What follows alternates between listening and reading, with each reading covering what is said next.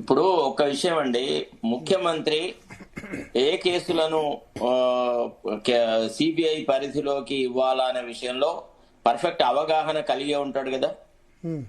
ఇప్పుడు తాను ముఖ్యమంత్రి కాకముందు పిసిసిఐ అధ్యక్షుడిగా ఉన్నప్పుడు ఈ కోకాపేట భూములకు సంబంధించిన వ్యవహారాల్లో కూడా ఈ ఆక్షన్ లో, తర్వాత మన ఈ ఔటర్ రింగ్ రోడ్డు వ్యవహారం గాని, వీటన్నిటి మీద ఒక పెద్ద రిప్రజెంటేషన్ రాసుకొని పోయి సిబిఐ డైరెక్టర్ కే ఇచ్చినాడు కదా.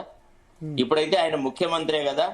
మరి కోకాపేట భూముల వ్యవహారం అనేది అదేం చిన్న సింపుల్ వ్యవహారం కదా. మరి ముఖ్యమంత్రి అయిన తర్వాత నేను పిసిసి అధ్యక్షుడిగా గీ అంశాలు నేషనల్ ఇంపార్టెన్స్ ఉన్నాయి, రాజకీయ అవినీతికి సంబంధించింది, కరప్షన్ ఇన్ పబ్లిక్ లైఫ్, కాబట్టి వీటిని నేను సిబిఐకి అప్పగిస్తున్నానంటే వచ్చిన అవరోధం ఏంది? నమ్మకం లేదు. మరి నమ్మకం లేకుంటే కాళేశ్వరం మీద ఎట్లా నమ్మకం వచ్చింది? అవును, ఒకసారి నమ్మినాము, ఇప్పుడు లేదంటున్నాం నమ్మకము. దాని మీద రామ్మోహన్ రెడ్డి చెప్పారు. నేను చెప్తున్నా, కాళేశ్వరం తాళం వేసినావు, ఇంకెందుకు మీరు? రామ్మోహన్ రెడ్డి గారు ఆగండి ఒకసారి, మీరు అంత ఆవేశపడద్దు. మీకు ప్రశ్నలు అడిగితే ఎట్లుంటుంది అంటే మీకు సూదిగుచ్చినట్టు అవుతుంది. ఆగండి ఒకసారి. నేను అనేది ఏంటంటే మీరు సెలెక్టివ్లీ పోతున్నారు సిబిఐ విషయంలో. ఒకసారి ఏమో మీరు అదానీని దగ్గరికి తీసుకున్నారు, అదానీ గురించి అటు రాహుల్ గాంధీ గారు ఇంత విమర్శిస్తున్న దశలో కూడా అదానీ అంబానీ అని అంటున్న దశలో మీరు ఇమీడియట్ గా తీసుకున్న పైసల్ని ఎంతైతే గౌరవప్రదంగా తీసుకున్నారో అంత గౌరవప్రదంగా పంపించలేదు, వాపస్ ఇవ్వలేదు. దానికి ఒక పద్ధతిని అడాప్ట్ చేస్తున్నారు. తర్వాత మీకు రేవంత్ రెడ్డి గారికి అనుమానం ఉంది. శరతన అదానీ మన అకౌంట్లకి పైసలు పంపించినట్టు రుజువు చేస్తావా? వచ్చి ఫోటో దిగినంత మాత్రాన పైసలు ట్రాన్స్ఫర్ అయినట్ట? మరి మేము వాపస్ ఇస్తే మరి పైసలే రానప్పుడు అది కాదండి. రామ్మోహన్ రెడ్డి గారు ఈ మాత్రం ఇంకిత జ్ఞానం మీ ముఖ్యమంత్రికి లేదా? మరి ఎందుకు ప్రెస్ కాన్ఫరెన్స్ పెట్టి నేను వాపస్ ఇచ్చినా అని అన్నాడు? ప్రెస్ కాన్ఫరెన్స్ పెట్టి మేము తీసుకుంటలేమన్నాడు. నేను మీడియా చైర్మన్. మరి ఇంకో దానికి సమాధానం తీసుకుంటలేమన్నాడు రామ్మోహన్ రెడ్డి గారు. వారు శరత్ గారు లేవనెత్తిన ఔటర్ రింగ్ రోడ్ ఇవాళ దేశం మొత్తంలో నితిన్ గడ్కరీ గారు, మోడీ ప్రభుత్వం ఒక మంచి తీసుకొచ్చింది. టోల్స్ విషయంలో 3,000 కడితే చాలు 20,000 యొక్క ఉపయోగపడేంత యొక్క టోల్ ఛార్జ్ అయిపోతుంది. మరి ఔటర్ రింగ్ రోడ్ లో ఎందుకు 100, 160 కొడుతున్నారు? ఔటర్ రింగ్ రోడ్ కూడా అది నేషనల్ హైవే యొక్క నంబర్ ఉన్నది, దాని మీద ఎందుకు అది ఉపయోగిస్తలేరు అంటే వీళ్ళు అమ్ముకున్నారు. బీఆర్ఎస్ వాళ్ళు అప్పుడు అమ్ముకుంటే మీరు రేవంత్ రెడ్డి గారు ఏమన్నారు? నేను మొత్తం ఇది గద తిప్పేస్తా, కత్తి తిప్పేస్తా అన్నాడు. ఏమైంది? మళ్ళీ ఎందుకు కాంప్రమైజ్ అయిపోయిండు? ఎందుకు తీస్తలేడు? దాన్ని ఇవ్వని ఇప్పుడు కాదు. నేను ఒకటే చెప్తున్నా అన్న, కాళేశ్వరంలో విచారణ చేసి కేసీఆర్ ని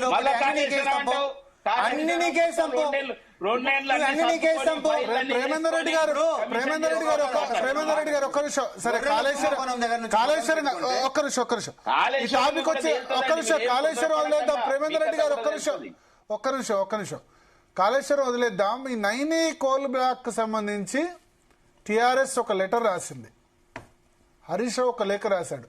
దాని మీద విచారణ జరపండి అంటే ఇప్పుడు కేంద్ర బొగ్గు గనుల శాఖ మంత్రిగా కిషన్ రెడ్డి ఉన్నారు. ఆ విషయంలో ఎందుకు మీరు జోక్యం చేసుకోవట్లేదు?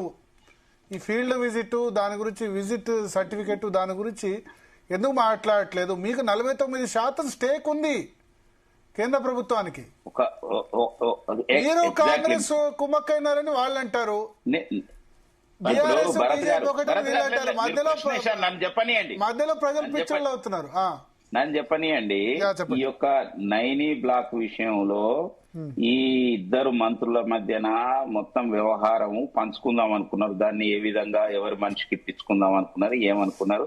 మీ యొక్క మీడియా కారణంగా అది బయటకు వచ్చింది. బయటకు వచ్చిన తర్వాత క్యాన్సిల్ చేసింది. మరి ముందు క్యాన్సిల్ చేయవలసి ఉంటే కదా, ఒకవేళ నిజంగా లేకపోతే. ఇవాళ తప్పక కిషన్ రెడ్డి గారు కానీ, భారతీయ జనతా పార్టీ కానీ, లేకపోతే కేంద్రం, నిన్న మా యొక్క అది రామచంద్రరావు గారు, మేము ఢిల్లీలో నిన్న మాట్లాడారు. రామచంద్రరావు గారు చెప్పారు దానిపైన విచారణ. మీరు ఏ విధమైన విచారణ జరపని కిషన్ రెడ్డి గారు కూడా ఏం స్పందిస్తాడో చూద్దాం. 2-3 రోజులలో తప్పక దాని మీద స్పందిస్తారనేది నేను అనుకుంటున్నాను. నాకున్న సమాచారం మీరు చూడండి. పెట్టారు, స్పందించారు. దాని మీద మళ్ళీ కేటీఆర్ పెట్టి ఏమైంది సిబిఐ విచారణ మీరు చేయొచ్చు కదా, దాని విషయంలో మేము రాష్ట్ర ప్రభుత్వం అడగండి ఏం చేయలేమని రాష్ట్ర ప్రభుత్వాన్ని సపోర్ట్ చేస్తున్నామని ఆయన చెప్పారు. ఇది ఎట్లున్నదంటే కేటీఆర్ భరత్ గారు, ఈ అంశం అట్లా కేటీఆర్ కాదు. మాట ఆయన ఉన్నప్పుడు సిబిఐ రాకుండా మొత్తం తాళం వేసేస్తాడు. ఇప్పుడు అయిపోయిన తర్వాత అంతకుముందు ఈయన ఇప్పుడు రామ్మోహన్ రెడ్డి గారు ఎట్లా మాట్లాడిండో సిబిఐ గురించి అదే నైనీ బ్లాక్ మీరు డైరెక్ట్ గా తీసుకోవచ్చు. నైనీ బ్లాక్ మీరు డైరెక్ట్ గా తీసుకోవచ్చు. కేంద్ర పరిధిలో ఉంది. కోల్ భరత్ గారు, మినిస్ట్రీ అంటున్నా చూద్దాం కదా ఏం జరుగుతుందో. ఇప్పుడు మంత్రి చెప్పే మాటలకు నేను సమాధానం చెప్పడం బాగుండదు. తప్పక ఇవాళ డిమాండ్ స్పందించింది చేయండి. కదా. మీ డైరెక్టర్లు, కేంద్ర ప్రభుత్వ డైరెక్టర్ Yes. డిమాండ్ చేయండి. ముగ్గురు వాళ్ళు అసలు దాని విషయంలో కూడా మొత్తం తోడుతున్నారు. అసలు 49% లో ఏమేం రైట్స్ ఉంటాయి, అసలు అప్పుడు అగ్రిమెంట్ ఏం చేసుకున్నారు, ఇక్కడ కాంగ్రెస్ పైన కాంగ్రెస్ ఉన్నప్పుడు అగ్రిమెంట్ చేసుకున్నారు. ఆ అగ్రిమెంట్స్ లో నామ్స్ ఏమున్నాయి అవన్నీ తీస్తున్నారు. అవి అనేక విషయాలు అవి ఎక్కడ ఉన్నాయి, ఫైల్స్ దాంట్లో ఉన్నాయేంటి, ఎట్లా. ఇప్పుడు ఇన్ని రోజుల నుంచి సింగరేణిలో ఒక అటెండర్ ను కూడా సెంట్రల్ గవర్నమెంట్ ట్రాన్స్ఫర్ చేయలేని స్థితిలో నడిపిన్లు, కాంగ్రెస్ ఉన్నా బీఆర్ఎస్ ఉన్నా. కాబట్టి ఇవాళ అవసరం వచ్చింది కాబట్టి సెంట్రల్ గవర్నమెంట్ అంటున్నారు. కాబట్టి సెంట్రల్ గవర్నమెంట్ కూడా ఆలోచన చేస్తుంది. అందుకోసమే కేంద్ర మంత్రి గాని కేంద్ర ప్రభుత్వం గాని దాని మీద ఎట్లా వెళ్తుందో చూద్దాం. తప్పక దాన్ని ప్రజలకు ఉపయోగపడే విధమైన యొక్క నిర్ణయమే బయటకు వస్తుంది. కానీ ఇప్పుడు జరుగుతున్నది అంటే కాంగ్రెస్ పార్టీ గానీ ఇటు బీఆర్ఎస్ గానీ ఎంత డ్యూయల్ రోల్ ప్లే చేస్తున్నది అనే దాని గురించి చెప్తున్నా. కేటీఆర్ కి ఏమైనా అర్థం ఉందా, ఆయనకు నైతికం ఉన్నదా? ఏది పడితే అదన్నీ గాలి మాటలు మాట్లాడతాడు కదా. నిజంగా ఇవాళ మాట్లాడే మాటలు సిబిఐ ఎంక్వైరీ జరపాలి. నిన్నటి దాకా సిబిఐ గురించి మాట్లాడింది ఏమిటి అని, సిబిఐ, ఈడీ, బోడీ, సిబిఐ ఏదైనా నాది ఇది చేసుకో అది చేసుకో అని మాట్లాడిన వ్యక్తి ఇవాళ మళ్ళీ సిబిఐ గురించి ఏం మాట్లాడుతున్నాడు? అసలు ఆయన ఒక రాజకీయ నాయకుడికి ఫిట్టా అని నేను అంటున్నా. ఆ భాష, వ్యవహారము, కథా కార్ఖాన ఆయన మాట్లాడిన దానికి ఏం వాల్యూ ఇస్తామండి? భరత్ గారు, ఒక విషయం గ్రహించాలండి. ఇక్కడ ఇంపార్టెంట్ లీగల్ ఇష్యూ ఏమంటే అసలు కేంద్రం చేతిలోకి రాష్ట్ర ప్రభుత్వం యొక్క జుట్టు పోతది అనే విషయం గ్రహించిన తర్వాతనే ముఖ్యమంత్రి తర్వాత బట్టి విక్రమార్క ఆలోచించుకొని అరే అనవసరంగా ఎందుకయ్యా ఈ పెంట చేసి పారేసినారు మీరు, ఇప్పుడు కేంద్రం జోక్యం చేసుకుంటే రాష్ట్ర ప్రభుత్వం యొక్క పరువు నష్టం అవుతుంది కాబట్టి వాళ్ళు ఏం చేసినారు, సిబిఐ పరిధిలోకి ఈ అంశం రాకుండా అసలు ఈ అంశాన్ని నీరుగార్చే విధంగా టెండర్లను క్యాన్సిల్ చేశారు. టెండర్లను క్యాన్సిల్ చేయకుండా ఉంటే దీనిలో ఈ కేసులో ఉండే తీవ్రత మరి గట్టిగా ఉండేది. అప్పుడు మనం చాలా బలంగా కేంద్ర ప్రభుత్వాన్ని ప్రశ్నించే వాళ్ళం, మీరు ఎందుకు చర్యలు తీసుకోవట్లేదు అని. ఇతను ఏకపక్షంగా టెండర్ ను క్యాన్సిల్ చేసి పారిస్తున్నాడు సార్. ఏ ప్రిలిమినరీ ఎంక్వైరీ లేదు, ఏది లేదు. ఒక పత్రికలో వచ్చిన కథనం ఆధారంగానే ఈయన దాన్ని టెండర్ ను క్యాన్సిల్ చేయడం అనేది ఒక ఉప ముఖ్యమంత్రిగా మరి పోనీ మంత్రివర్గంలో ఏమైనా చర్చ జరిగిందా, ముఖ్యమంత్రితో ఏమైనా చర్చ జరిగిందా, లేకపోతే ఇంకెవరితో చర్చ జరిగింది? అంటే ఈ మంత్రివర్గంలో సమిష్టి బాధ్యత అనేది ఉంటదా ఉండదా? ఇప్పుడు సిబిఐ లాంటి సింగరేణి లాంటి అంత పెద్ద వ్యవహారాల్లో కనీసం మినిమం ఒక discussion between the chief minister and the minister must take place. Chief minister ఏమో అక్కడ ఎక్కడో మేడారంలో ఉండే, ఆయన ఏమో హైదరాబాద్ లో ఉండే, ఎట్లా క్యాన్సిల్ చేస్తాడండి? ఇది అంతా ఏంటంటే దొంగ వ్యవహారాలండి. దీన్ని తప్పించుకోవడం. ఇప్పుడు ఈ టెలిఫోన్ ట్యాపింగ్ కూడా దాని మించి అటెన్షన్ డైవర్షన్ చేయడానికి తీసుకొచ్చిన చెత్త వ్యవహారం తప్ప ఇతరత్రం కాదు. తర్వాత రెండవది, సిబిఐ కూడా తలుచుకుంటే ఈ విషయాన్ని, ఏది ఫోన్ ట్యాపింగ్ విషయాన్ని, తర్వాత కాళేశ్వరం ప్రాజెక్టు విషయంలో కూడా ఇంటర్ఫియర్ కావచ్చు. ఎట్లా అంటే judicial officers, judges, high court judges యొక్క ఫోన్లను కూడా ట్యాప్ చేసినారు. కాబట్టి ఏదైతే ఈ నందకుమార్ వాళ్ళ అనుకూలంగా హైకోర్టు డివిజన్ బెంచ్ ఇచ్చిన దాని మీద అప్పటి బీఆర్ఎస్ ప్రభుత్వం ఎస్ఎల్పి క్రిమినల్ వేసింది. సో దాన్ని పోయి వీళ్ళు ఏం చెప్పాలి, అప్పటి ప్రభుత్వము సిబిఐని నిరోధించింది, అది తప్పు. యాక్చువల్లీ ఈ ఎమ్మెల్యేల పోచింగ్ అనేది ఇది పబ్లిక్ లైఫ్ లో ప్రోబిటీ ఆఫ్ పబ్లిక్ లైఫ్ ని ఎఫెక్ట్ చేస్తుంది. కాబట్టి మా ప్రభుత్వం మేము విధాన నిర్ణయం తీసుకున్నాం, ఈ విషయాన్ని సిబిఐకి ఇవ్వడంలో మాకు ఏం అభ్యంతరం లేదని చెప్తే సరిపోతుంది.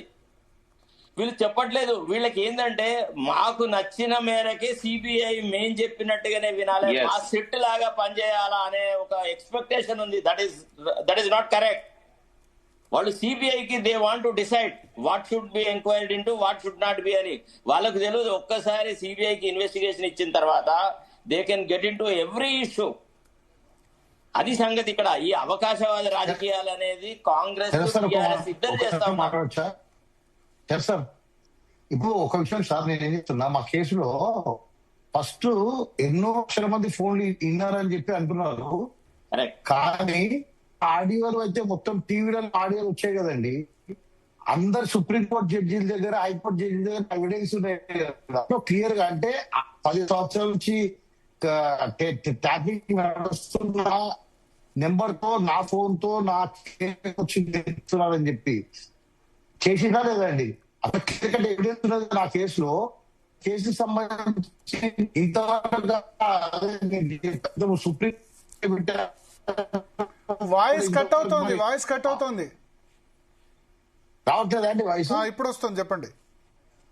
అదే సార్, ఇప్పుడు నా ఫోన్ నుంచే మొత్తము అన్ని అన్ని కోర్టుల్లో ఎవిడెన్సెస్ వాళ్ళే పంపించారు కదండి.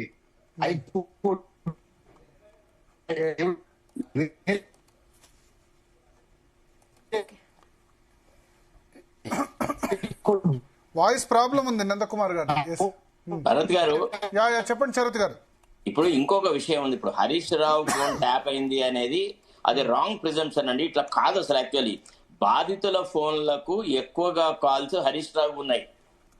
ఏ దశలో హరీష్ రావు ఏ సందర్భంలో అన్నిసార్లు అంతమందితో మాట్లాడున్నాడు అనే అంశాన్ని పరిశోధించే ప్రక్రియలో భాగంగా హరీష్ రావుకి సమస్య ఇచ్చి పిలిపించినారు. Harish Rao phone KCR tap చేయించలేదు. అట్లా కాదు. బాధితులకి వచ్చినటువంటి ఫోన్లు వాటిల లోపల ఎక్కువ శాతం సింహభాగము హరీష్ రావు నుంచి పోయినవి. దట్టు మునుగోడు ఎలక్షన్ సందర్భంగా కొంతమంది రకరకాలుగా హింసకు పీడనకు గురైనారు. మరి ఇందులో ఇది ఎట్లా?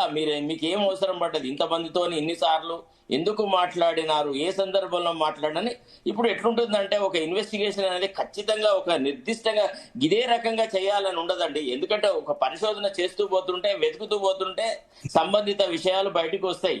మనము అందుకే సుప్రీంకోర్టు ఏం చెప్పింది, at the stage of investigation the courts will not interfere అని. The width and the length of the investigation, the depth of the investigation is always dependent upon the police wisdom, not upon these people.